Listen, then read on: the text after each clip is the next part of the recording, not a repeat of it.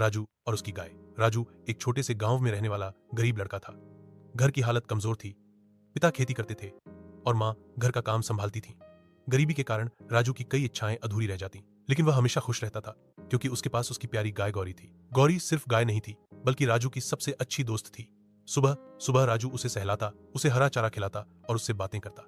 School जाते समय गौरी अक्सर उसे दरवाजे तक छोड़ने आती और लौटने पर उसका इंतजार करती। राजू के लिए गौरी ही उसकी सबसे बड़ी ताकत थी। एक साल गांव में भयंकर सूखा पड़ा। खेत सूख गए, तालाब खाली हो गए और लोगों के पास खाने पीने का संकट हो गया। राजू के घर में भी अनाज की कमी होने लगी। पिता चिंतित थे, माँ उदास हो गई थी। ऐसे समय में राजू ने सोचा कि क्यों न गौरी का दूध बेचकर घर चलाया जाए।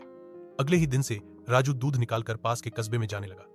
दूध शुद्ध और ताजा था, इसलिए लोग खुशी खुशी खरीदते।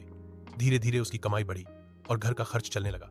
माँ के चेहरे पर मुस्कान लौट आई और पिता का बोझ भी हल्का हो गया। गांव के लोग कहते, देखो, इस छोटे लड़के और उसकी गाय ने मेहनत से सबको रास्ता दिखा दिया। राजू हमेशा विनम्रता से कहता, यह सब गौरी की वजह से संभव हुआ है। समय बीतने के साथ सूखा खत्म हुआ और खेत फिर से हरे भरे हो गए।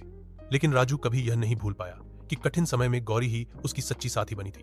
अब गौरी बूढ़ी हो चुकी थी, फिर भी राजू उसकी पहले जैसी देखभाल करता। नैतिक शिक्षा। यह कहानी हमें सिखाती है कि मेहनत, धैर्य और सच्ची दोस्ती से हर कठिनाई को हराया जा सकता है। जानवर भी हमारे सच्चे साथी हो सकते हैं और संकट के समय इंसान को सहारा देते हैं।